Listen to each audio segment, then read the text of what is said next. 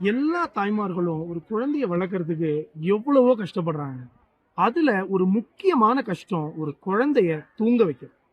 அந்த குழந்தைய தூங்க வைக்கிறதுக்கு உங்களால ஏதாச்சும் ஒரு உதவி செய்ய முடிஞ்சது அப்படின்னா, அதை விட ஒரு பெரிய அன்னையர் தின கிஃப்ட் அவங்களுக்கு வேற என்னங்க இருக்க போகுது?